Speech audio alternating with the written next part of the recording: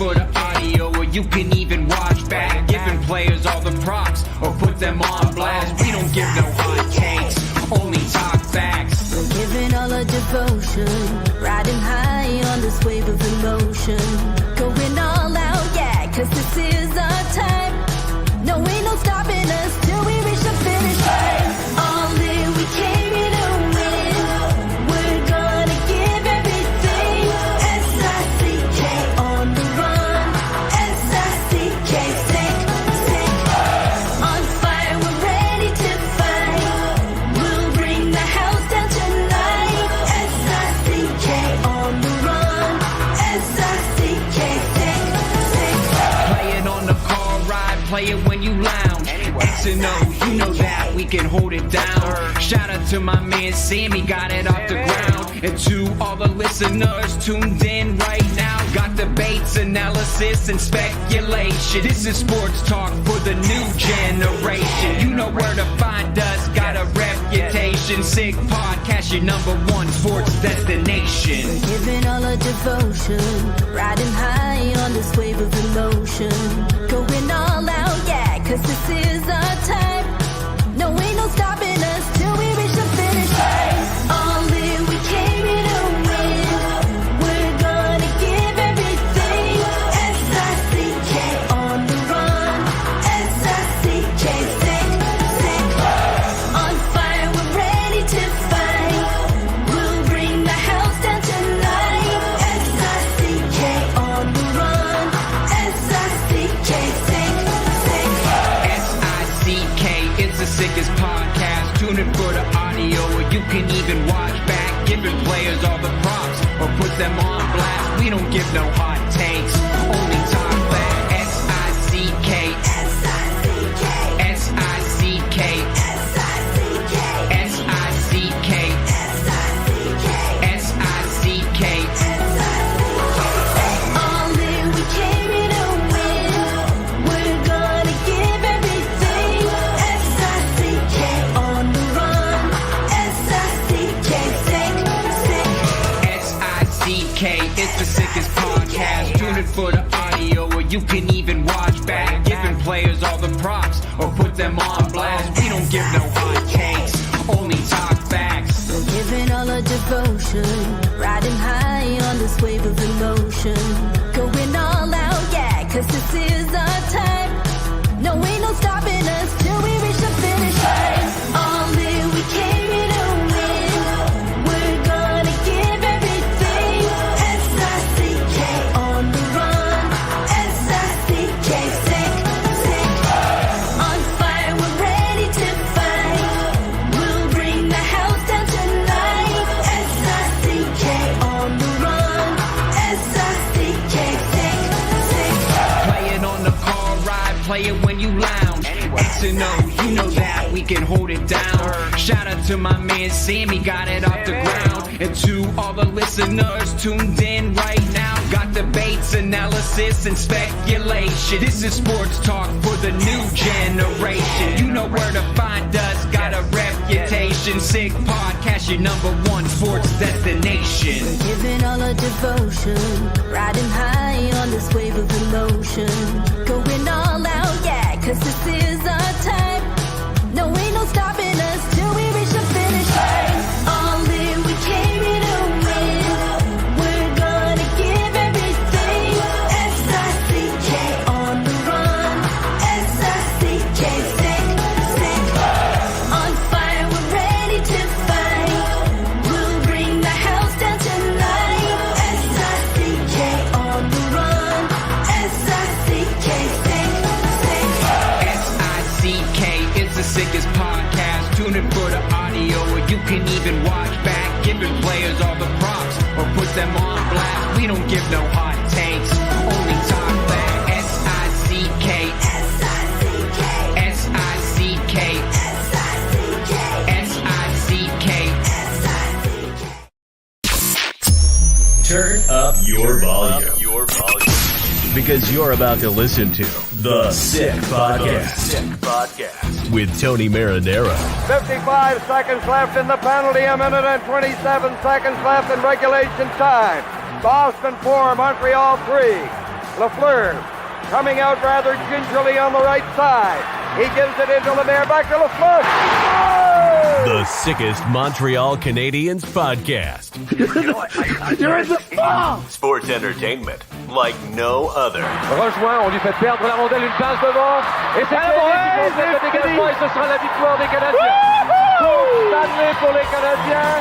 Le 23e de l'histoire. You found the dogs! John, you found the dogs! He found the dogs! And all together, they worked a young team to the top. And now, a 24th Stanley Cup banner will hang from the rafters of the famous Forum in Montreal.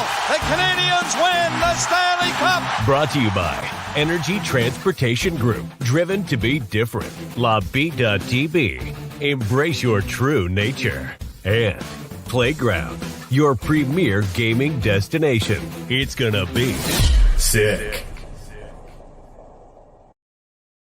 Matt Ohayon with you. It's Friday evening. You know what that means. It's the Sick Podcast, and your weekend has started. Thank you for spending it with us. The Sick Podcast is brought to you by Energy Transportation Group. Energy Transportation Group is a leading full-service logistics provider serving all of North America, driven to be different. We're also brought to you by Tibi beer, brewed in Quebec and a winner of a dozen international awards. Tibi offers quality microbrewery beers made with premium ingredients for everyone's taste. Tibi, embrace your true nature. And by Playground, experience Playground's world-renowned poker experience with free food and drinks at their cash games tables and a bad beat jackpot that's over $1.1 million and climbing. Weekly promotions, daily tournaments, and unmatched customer service. Why play anywhere else? Located just over the Mercier Bridge, only minutes away from downtown Montreal. Playground, and shop all your sports licensed lifestyle apparel, including hoodies, caps, and tees of your favorite teams and from all major leagues at sportsbuffshop.com. Use code SICK10 for 10% off all their items. We've also got a new sponsor.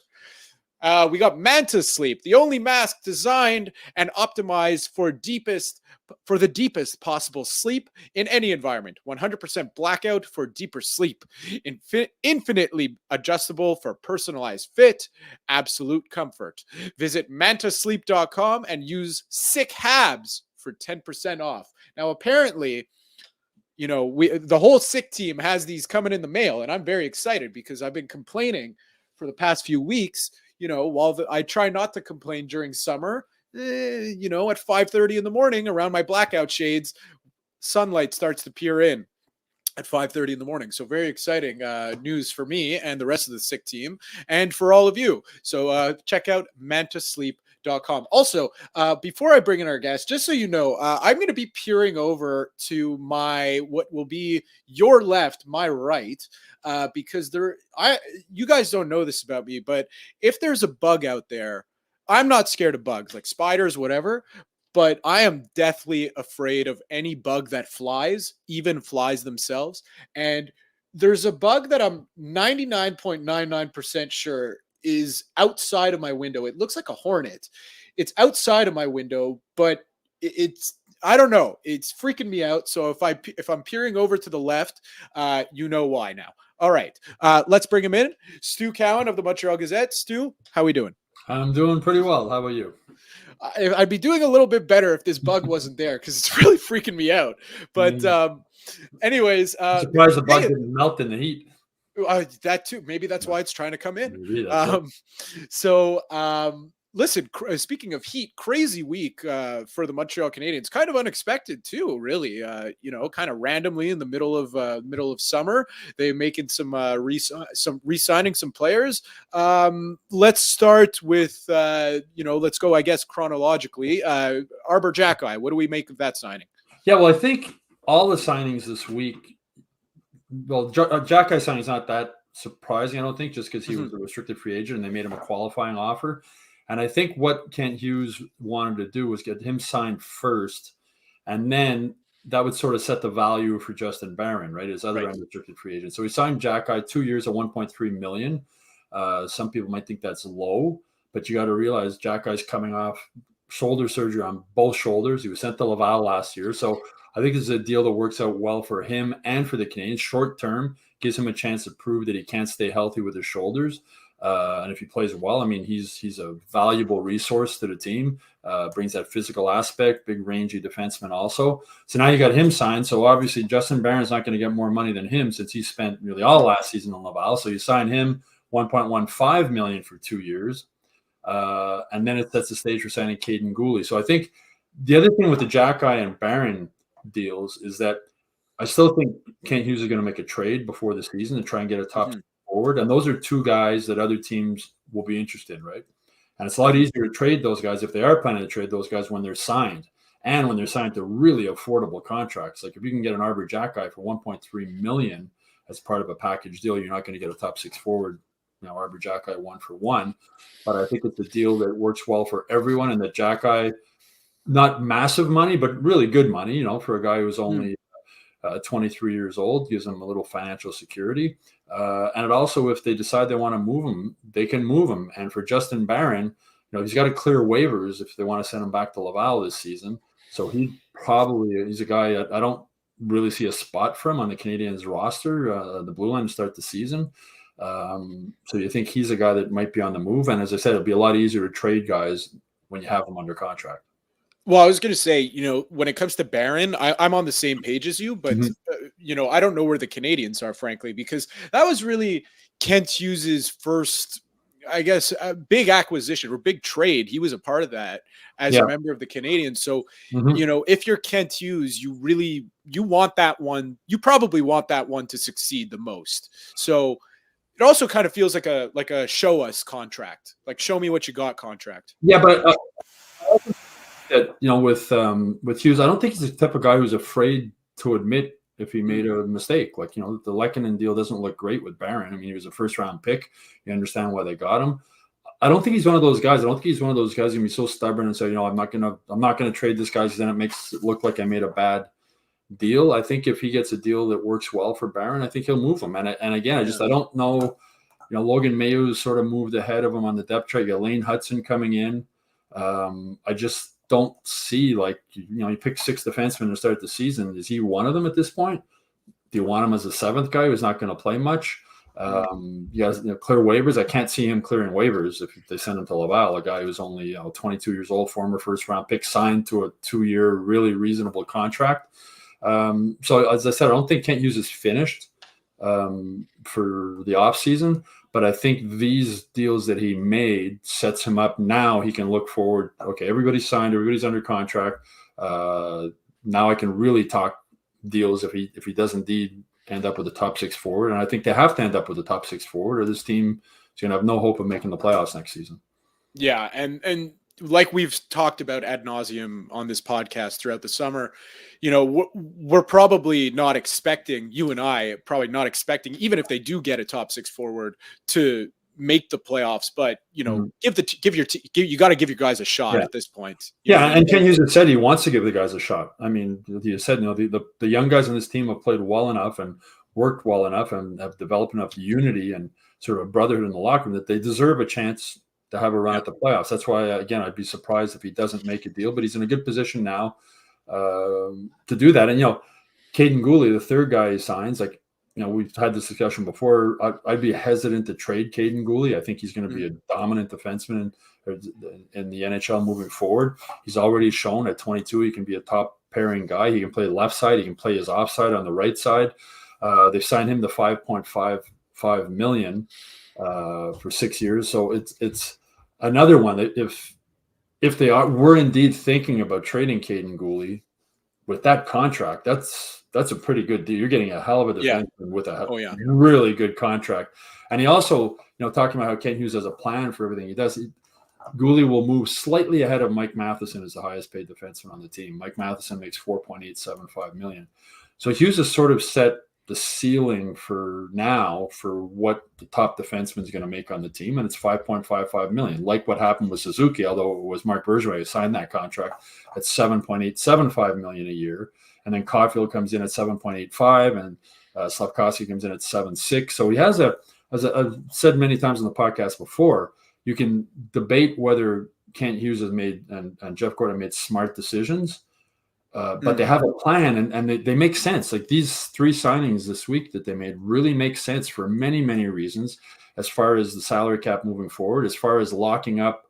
They've got Suzuki, Caulfield, Slafkovsky, and Guhle all wrapped up now through the 2029-30 season and beyond. Caulfield's 30-31 and Slafkovsky's 32-33, Guhle's 30-31. That's your core guys. That's your core young guys. And, we've spoken before, obviously, Montreal, it's hard getting free agents to come here. So if you have young players and you're convinced that they're going to, these contracts could all end up looking like bargains, 4 years down the road.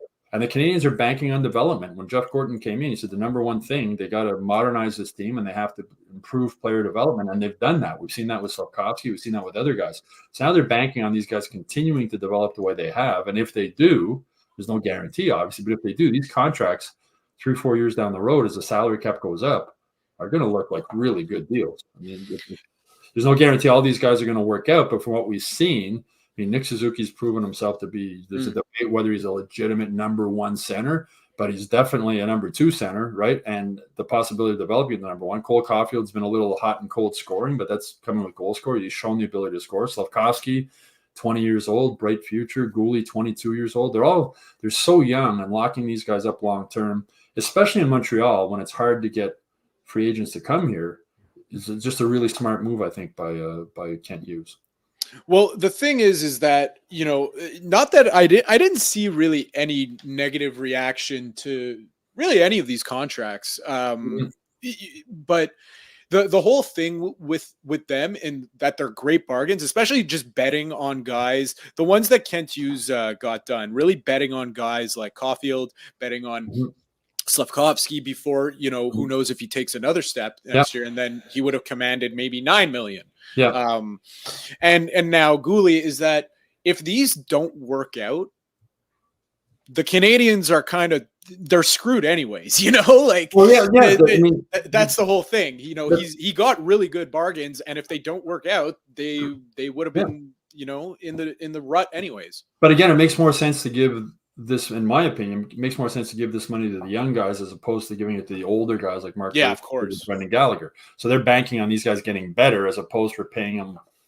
They think these guys will get better as the contract moves on, whereas with Gallagher, it's a downslide just because of the age factor after he signed this big deal. So it makes sense to me for a lot of reasons. And, Kent Hughes and Jeff Gorton are two smart guys. And these moves just highlight that they have a solid plan. They're sticking to it. And this is a big part of it, and getting all these young guys locked up long term. So, they said the oldest of the group is Suzuki at 24. So these guys are locked up now until they're just about 30 years old. What I'm most interested in is how does this, this is, still 2 years down the road, but how is this Xhekaj Guhle contract? Because if Xhekaj Guhle is now the benchmark for defenseman, the Canadiens, maybe they see him as the future number one. Yeah, $5.5 million. Where does that leave Lane Hutson if he becomes what he's supposed to become? When he's this is again we're talking about this 2 summers. No, he's got 2 more years on his entry level deal, and the Canadiens still have some control over him after that as a restricted free agent. But as I said, for now, Nick Suzuki is the case, and I think whichever forward ends up getting paid more than Nick Suzuki will be a free agent signing that they sign as the top guy. I think that's the only. But I think for Xhekaj Guhle at $5.5 million for a top pairing defenseman who can play both sides, the left-hand side who can also play the right side and looks comfortable doing it, I think it's a good deal. And he's also Xhekaj Guhle is just a really class act. I remember talking with his junior coach after the Canadiens drafted him. He says, as good of a hockey player as he is, he's an even better human being. And, from interviewing in the locker room, he's really smart. He's really intelligent. He's thoughtful. He plays that way on the ice, but he also has a mean streak in him, right? We see that. He's a physical guy. He's got all the tools to become offensively, maybe not the offensive part of a number one defenseman, but we've seen it in spurts, right? When you watch him play, when he's on the ice 3-on-3, he can skate. He's got vision. He's got a good shot. And he's 22 years old, and he's already got a lot of NHL experience under him. So I think I really like Xhekaj Guhle as a person and as a player. And I think the ceiling for him is really high. I think he's just going to continue to get better. And 22 is really young for defensemen in the NHL. Usually there's a lot of learning curves, a lot of mistakes for a young guy like that. He doesn't make that many already, and he's only 22. Yeah, I'm again back to Caden Gooley. I'm most interested in, for being a solid defenseman. That's a really valuable thing because I have zero doubts about his abilities on the defensive side of the puck. We've seen him, he has obviously offensive abilities, put up some points, but nothing that's gonna, set the world ablaze. But I'm curious what the expectation level that comes with a $5.5 million contract. Like you get that. I don't care how much the cap is going up. That's not chump change in the NHL. Yeah. There's some points expectations coming along with that. And, I'm just interested to see how far he could develop his offensive side of the game. Yeah. And, we're talking about Lane Hudson before. And is there a possibility of Lane Hudson and Caden Gooley being your top pairing moving forward? Both left-hand shots, but Caden Gooley can play the right side, right? Yeah. That's a big, big plus for him at such a young age to be able to do both of those things. So I think there's the potential for more offense from Caden Gooley, but he's going to be more of a I'm not saying he's going to be Shea Weber, but there's some Shea Weber in him, and that I think he can provide some offense, and he's physical, and he's not fun to play against. And again, he's only 22. He's still gonna get stronger, right? Physically stronger. He's not fully developed as a person yet, or as a man. And I just think that I see lots of potential for him. The concern is that a couple of concussions already, right? That's a concern. He's had a knee injury, so the injury thing is there, same as it is with Arbor Xhekaj. But that's part of life in the NHL, right? There's very few guys who play the 82 games every season like Nick Suzuki and don't suffer any serious injuries. So, it could backfire with injuries. It could backfire with Xhekaj with injuries, although Xhekaj's only 2 years. But again, I think if you believe in the young guys you have and you believe in your development program, which the Canadiens do, I think you got to lock up these young guys before you start losing. I said these guys are all locked up now until they're about 30 years old. So, 30 after 30 is usually the downside, right? And the age catches up to you. Father Time's undefeated. But now they got these guys locked up through their prime years. And as I said, as the salary cap goes up, I think these deals are going to look very, very reasonable, if not bargains. I never, in a case of especially young players, I'll never in any sport, bash a GM or a manager, whoever's giving out the contract to a player and it busts because of injury, because that's just bad luck. You can't blame someone for that. No, of course not. Unless you're signing a guy who's torn his ACL 6 times. Well, exactly. Or an Arbor Xhekaj. You give Arbor Xhekaj an 8-year contract with 2 shoulder surgery and he blows out his shoulder again. You say, why did you do that? But the other thing that's interesting, with the Canadiens, the top 25 paid players in the NHL last season, number 25 made $9.5 million. It's almost $2 million more than Nick Suzuki. Now you look at the Toronto Maple Leafs, which Montreal fans like to do, and how highly paid their top guys are, Austin Matthews and these guys, their core 4. Like they eat up a huge, huge percentage of their team payroll, which leaves not much left for goaltending and other positions that they struggle with. And you look at the Canadiens with these top guys locked up, even now, none of them are top 25 salaries in the NHL. So moving forward, they're not even going to be 5 years from now. They probably won't be top 50. So it leaves room to pay other guys. You talk about Lane Hudson. Eventually, Lane Hudson, if he works out, is going to have to get paid. You're going to have to give him money. If you Jordan Harris or Jaden Struble move on, eventually you're going to have to. So Kent Hughes, as I said, there's a plan he has in place, and this gives him money that he's not going to be so hand-tied as the Maple Leafs are and other teams where they pay their top 3 guys like almost half the team payroll, or 40% of the team payroll, and it doesn't leave much for the rest. And those are the teams that often struggle because there's just so many holes and they don't have the money to fix them. Well, and the other thing is that we like to call it a copycat league, which it is for the most part. You take a look at the Florida Panthers, and even I know the cap circumvention and all this nonsense with the Vegas Golden Knights is that no one really is making exorbitant amounts of money compared to. There's no group of 3 players on those teams that you look at them and you go, wow, they are eating up 35-40% of the cap. That's just not how those teams operate.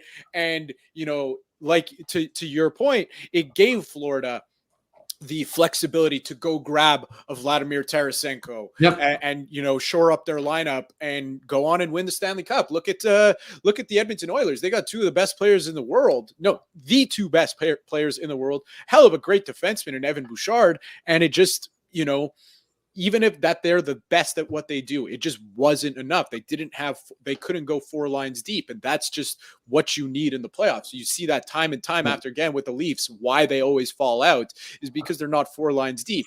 Austin Matthews will play his fair share. He'll pot his goals some games, but you got no one else picking up the slack when Austin Matthews is having off games. And you think, if Carey Price and Shea Weber were still healthy, right, and still with the Canadiens, that's like $18 million salary cap going to 2 guys that are 35 years old and banged up, right? Like, that's not good. You look at the goaltending situation now. You got Montembeault and Primo combined are making just over $4 million, right? And then you got Jacob Fowler coming up, right? Possibly the goalie of the future. So you have him under control for contract for a few years. So you go back with Carey Price making $10.5 million and how that limited what the Canadiens could do paying other guys. And Weber also, that was like 20% of the salary cap was actually more than that was just on those 2 players. So again, like you look at things and Kent Hughes has a plan. So you got like $4 million for your 2 goalies for next year. Your top defenseman's making $5.55 million, although Gooley's contract is another year before it kicks in. And then you got Nick Suzuki as your top paid forward at $7.875 million. And in the salary cap world, managing the salary cap is huge. I mean, it's just huge, and they're doing a really good job of doing it. They got, they're still stuck with the contracts from before with Gallagher, and so those things are, Hughes can't really do much about that, right? Those guys are, Gallagher. You can't really trade Gallagher with that contract unless you're going to eat a chunk of it. But as far as the guys moving forward, they've set themselves up really well, I think, with the salary cap in the future, especially once those other contracts come off the books, Gallagher and Armia and those guys. Yeah, there's also Christian Dvorak. There's Josh Anderson that needs to come off the book. So that's a lot. That's a lot. When that money comes off the cap, and then if they go free agent shopping, they have money. Like, they'll have money to pay somebody more than Nick Suzuki. They'll have money to pay a defenseman more than Caden Gooley if they bring in another top defenseman. So it's just the dominoes are like everything's set up. Some GMs play chess and or checkers, and Kent Hughes is playing chess. Like he's from his days as a player agent, he understands how the salary cap works. He has a pretty good idea on how to, he's seen good contracts that his clients have signed. He's seen bad contracts that his clients have signed. And, Mike Matheson's contract looked bad for a while, right? When he was in Florida and got traded. And now at $4.875 million, he looks like a bargain. And that's what they're hoping is going to happen also moving forward with Caden Gooley and the rest of those guys that we talked about. Well, that's it. I got a good feeling that most, if not all of them, will look like very, very good contracts. Inflation, cap inflation adjusted. They're going to look great. And he was realistic too. I mean, he's already said like he expects Slafkovsky to probably have another dip next year. He's only 20 years old, right? It's not like he got 20 goals this year. Maybe he comes flying out of the blocks next season and is on pace midway through the season for 40 goals. Who knows? Or maybe he doesn't. But they won't panic if that's the case because it's 20 years old. But they're banking long term on him moving forward. Well, they also know that that money doesn't kick in till the next year. Yeah, he signed a big contract, and everyone's excited, expectations, and all that.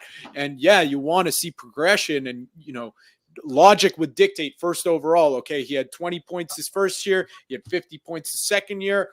What's next? 70, 80? That's just where the mind goes.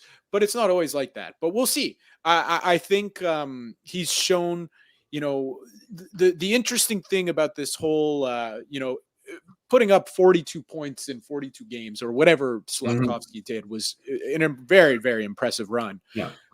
However, it's I won't say very easy, but it's a little easier to do that when teams that are in the playoff hunt are saying, oh, we got Montreal on a Wednesday night. Maybe we take our foot off the gas on this one. And, it's like you said, out of the blocks. If he does it out of the blocks and keeps it going into November, late November, then it's okay. Wow, he took a massive step, and this guy is for real. That's not to say he's not for real right now, but just to say if he can live up to that contract. But the other thing that's really interesting, the Zoom conferences with these guys after the signings is they all said the same thing. They want to be here. They want to be part of this group. And I've said it before, this team has become like a brotherhood in the locker room. Yeah. And it's not guys sign a long-term contract, they're always going to say, I'm happy to be here. It's great. But this is legitimate. Like, I'm around the locker room a lot after, games and practices, and these guys like each other. Like they really get along. They're all in that same age group. They're all similar interests away from the rink. They really enjoy playing together. And they enjoy playing in Montreal. These are guys who, and a lot of players don't enjoy. A lot of players don't like the spotlight, but they've got guys here that want to be here. They're buying into what management has. They're buying into what Marty St. Louis' systems or concepts, as he calls them, are, and they want to be here. So when you're getting young guys with talent like that and they want to be here, you lock them up. Keep them here. Don't give them the opportunity to leave early as free agents, or don't give the opportunity of losing them through an offer sheet, like what happened with Kotkaniemi. So now they're locked up, and now it's just a case of, okay, and we're all here, we're all together. They want us, we're signed. Xhekaj is going to be hungry to prove himself that he deserves a deal, more money than he has now. Justin Barron's still trying to prove himself that he's a legitimate NHL player. And as I mentioned earlier, and Kent Hughes has a bunch of guys that if he does want to package players for a deal, he's got a lot of guys that will be appealing to other teams, not just because of their talent, but because of their contracts. Let's it's funny because talking about the locker room that's all together, I was just thinking, what can not break them apart, but you got to make sure, when you're bringing players in, that they fit the mold. Not only are they good enough to crack the lineup, but they got to fit the mold as well. Because you don't want to be bringing in just anyone. And it just, naturally we're going to go to a player who is back in the rumor mill today because the Canadiens were making moves, so the rumor mill got swirling. Apparently every single person in Montreal, except for legitimate journalists such as yourself, Tony, and, everyone, Eric Engels, everyone's got a source on Patrik Laine now, all of a sudden. He was at the airport in Montreal.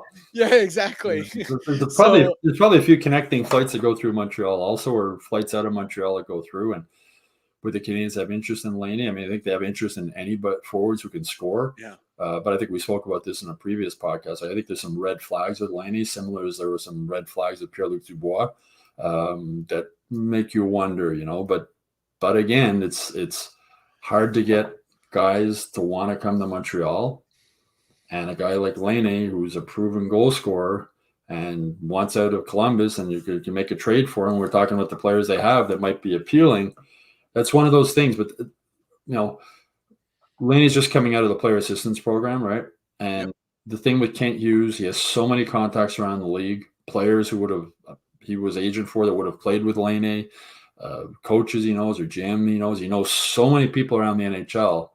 He will do his homework. Like if they are thinking about signing Patrik Laine, there will be a lot of homework done to see what his issues are, why he wasn't happy in Winnipeg, why it didn't work out in Columbus, why the player assistance program, is he okay now coming back out of that? There's a lot. As I said, there's red flags about him that I'd be really concerned about. But is there a possibility of him coming here? As I said, yeah, because they need forwards who can score, and Patrik Laine can score. But I don't know if he fits into the chemistry that we were talking about in this room. I'm not sure if he's a guy who might come in and disrupt things. Or Pierre-Luc Dubois, look what happened in LA, right? 1 year and bore out his welcome. So we'll see. But he was spotted in the airport, so he was coming to Montreal. I don't know about that. Red Fisher, who was the guy who hired me at the Gazette, he had the line, so I don't deal in rumors. If Red said something, it was going to happen. It wasn't. I heard maybe that this guy will come. So is it possible? Yes. But I personally think it's unlikely, but we'll see. The thing that I don't, I'm curious to know, and we'll only really find out if Laine gets traded, not even necessarily to Montreal, just gets traded in general, is what is his value? Because he's a big name. He's a second overall pick. He's, like you said, proven goal scorer. However, red flags. And, he was just in the player assistance program and he wants to leave everywhere he goes. So what is a guy like his true value on the market? That's what I'm curious to know. Buy low, sell high, right? He's low right now, right? Yeah, so that's what I'm saying. You might be able to get him for not that much because there might be a lot of teams not interested in him. And maybe Kent Hughes and Marty St. Louis think getting him into the environment of Montreal with all these young guys who like playing here and sort of like a brotherhood, maybe they think that will help him. Maybe that they think he could thrive in that. I don't know. I've interviewed Patrik Laine, I think twice, when he was playing in Winnipeg, but I don't know him. I don't know a lot about him. You know what you read about him. But I said there's some red flags there, but the Canadiens and Kent Hughes will do his homework. He will, if that trade happens, and Kent Hughes has a news conference to announce it, I'm sure he will talk about doing their homework and figuring out and understanding why. But again, I if I was a betting man, I would be surprised to see Patrik Laine end up in Montreal. The other only thing I'll say is that, but if he does end up here, it would be because they can get him for not much. Pennies on the dollar, because he also, part of the negative detractors towards him is those three factors of red flags. And, he's had also, part of those red flags are injuries. He's been in player assistance and he wants to leave everywhere he goes. He also carries an $8.7 million cap hit. Yes. That is a hefty price tag. However, but 2 years, only 2 years left. Only 2 years left. So that's the thing. So he, as I said earlier, whoever ends up earning more money than Nick Suzuki will be a free agent. So Patrik Laine at 2 years, if you get him for not that much, if you get him, we were talking about Justin Barron before, maybe Justin Barron and they have a couple of first round picks, maybe first round pick and Justin Barron for him. And he comes here doesn't work out for 2 years. Okay. He's gone. But that's the sort of like the Canadiens pay Kent Hughes a lot of money to be GM, right? You've got to figure this stuff out. So the 2 years left on the contract. If you're making a list, if Kent Hughes is making a list of positives, negatives of Patrik Laine, a positive right near the top is 2 years on that contract. Yeah. Well, that's it because that's really the 5-year benchmark of, okay, now we have to consistently start competing. And if he works out, he's part of the future. If he doesn't, he's not. And, just before anyone, just demolishes us on a clip that's surely to be posted, it's just, I like you, we don't know the value at this point. I couldn't tell you what a trade package looks like for this guy. I couldn't even tell you what I would think the Canadiens would want to give up. Yeah. It's just, to me, it's just, there's just so much unknown about it.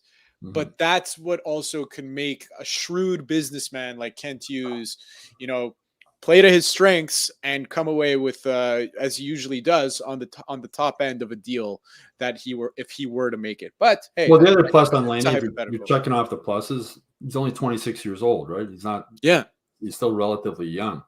He only played 18 games last season. The season before, he had 22 goals in 55 games. The talent's there, right? The talent's there. Point per game in those 2 seasons in Columbus. Yeah. So the talent's there and the question marks are there. So I'm sure Kent Hughes will do what I say. He'll have his positives and negatives and weigh them out if indeed Columbus has interest in what the Canadiens are offering. But again, his market value Patrik Laine's market value right now isn't that high as it was obviously when he left Winnipeg and went to Columbus. It's just, again, it just goes back to what we've been saying the entire summer, is that we both think, as do many others, that there has to be something else coming. There just has to be, especially if, now we're seeing pictures of Ivan Demidov with St. Petersburg. It's just something has to give, Demidov gave excitement for the future. You got to have something else that'll give excitement for the now. That's what you need. Exactly. And Patrik Laine, if they were to get him, he's sort of a bridge to Demidov, right? You have 2 years. Yeah. Demidov's at least 1 year in Russia, and they're probably ready to step into the NHL after that. But they needed not just to give the players hope and show them, the fans also, right? The season ticket holders would pay a lot of money for tickets at the Bell Center just to give them something. Patrik Laine was to come here, fans would be excited. Depending on what they give up, obviously, but fans would be excited to have a legitimate NHL goal scorer coming to Montreal, and obviously, top 6 guy. But again, Kent Hughes has been patient. You won't rush into anything, and but the thing is, he didn't rush into getting Xhekaj signed or Barron or Gooley, but they all make the way that everything went this week with those signings leads me to believe that, okay, now he can really be serious in trade discussions. Yeah, because the lay of the land. Okay, if somebody's interested in Caden Gooley, okay, you've got him for 7 years, right? And again, I wouldn't be pushing to trade Caden Gooley, but if someone's interested in Robert Xhekaj, 2 years at $1.3 million, his value is a lot higher than it was as an unrestricted free agent, unsigned. And same with Justin Barron. The fact he's signed for 2 years increases his value as opposed to if you're just getting his rights, right? So everything that happened this week leads me to believe that something else could happen sooner rather than later at this point in the summer. Yeah, sooner rather than later, or even like we said last week, or was it 2 weeks ago? Max Pacioretty was traded in September. The day before the golf tournament, yeah. That's it. But Kent Hughes probably wants to go on vacation too at some point, right? Yeah. Make a trade, bring in a top 6 and say, okay, I got a few weeks to go golf or do whatever he wants to do in the summer and relax a little bit. I wonder if Kent Hughes is like me.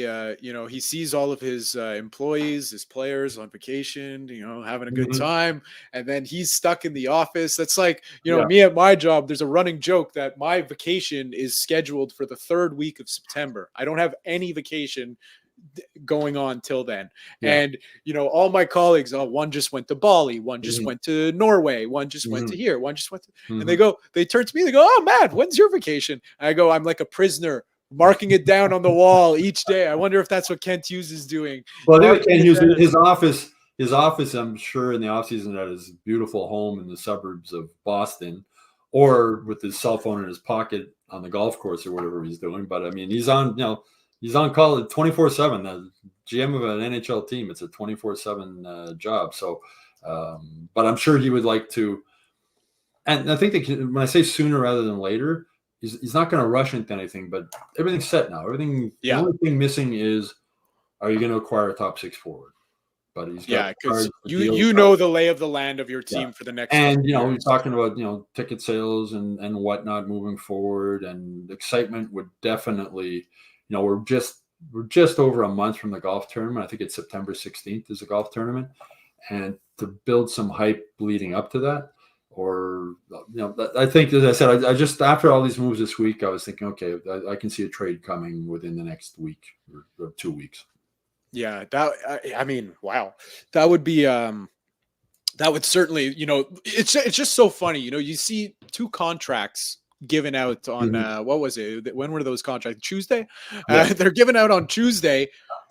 Everyone starts, lighting up the Twitter sphere. The views on the Sick podcast are off the charts. It's just, imagine what Kent Hughes in the next 2 weeks acquiring a top 6 forward would just do to this fan base. And again, it's only August. It's August 2nd right now. But I'm saying, I expect something sooner rather than later. On the other side of that is, Kent Hughes is very patient.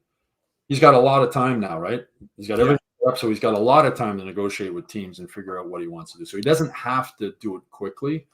But I think some other teams, like if Columbus is looking to move Patrik Laine, they want to do it sooner rather than later too, right? They want to have some time to make other adjustments to their roster moving forward. So it'd be interesting to see. I mean, it's and you're right, Montreal, the city, right?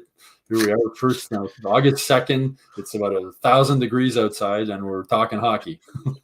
Man, it's just quickly speaking of the heat, I went for a run this morning because so a marathon training, you got to get your runs in no matter what. Those are got to happen no matter what, come hell or high water, literally. And I went this morning. Normally when I go at 5:30 in the morning, it's really beating the heat. The sun is not up. It's cold. It's not cold, but it's not hot. I went this morning, Stu. I was dripping from the moment I stepped out my front door at 5:45. Just tying your shoes. And it's just, I hung my shirt on a door handle to my bathroom, and I go when I come back and I go get a glass of water, completely forget that I hung my shirt there. And when I come back, I see like a little puddle on the floor, and I go, oh shit, I think my bathroom's leaking. No, it was just a sweat dripping down from my shirt. It's so freaking hot out there. I played golf at the Falcon in Hudson, and I usually like to walk when I play golf. Yeah, of course. But we decided to take a cart yesterday, and what a smart idea that was. In the back nine, I felt like I was going to pass out a couple of times, and I was sweating more than I usually sweat when I walk. And it's, I got an above ground backyard pool. The water is 88 degrees. It's an unheated pool. The water is 80. It's like going into a bathtub. So it's, but it's 88. All this heat and hockey's still the talk in Montreal. Yeah, exactly. That's right. And listen, it'll never end. It'll never end. The heat will end, but the hockey talk in this city, that will never. So hey, we got another week to digest whatever comes at the Canadiens' way, whatever news they spit out at us. Stu, like you said, a week closer. Maybe next week we're talking about a trade. Who knows? Wouldn't that be something? Stu, thank you very much for joining me as you usually do every Friday. Have a great weekend. You too. And everyone out there, if you are a Montrealer and you are going to enjoy festival season now, because we got Xhekaj this weekend, we got Il Sonic the weekend after that, and we have the country one, I forget the name, is Lasso the weekend after that one. Stay safe. It's really like I'm going to Xhekaj tomorrow, and I am a little nervous because it's going to be something like 40 degrees with humidity. Stay hydrated, stay safe, and we'll talk to you next weekend. And that's a wrap. Hope you don't miss us too much until next time. Follow the Sick Podcast with Tony Marinaro on YouTube, Instagram, Facebook, Google Play, and Apple Podcasts. The Sick Podcast is brought to you by Energy Transportation Group, driven to be different. Bittt, embrace your true nature. And Playground, your premier gaming destination.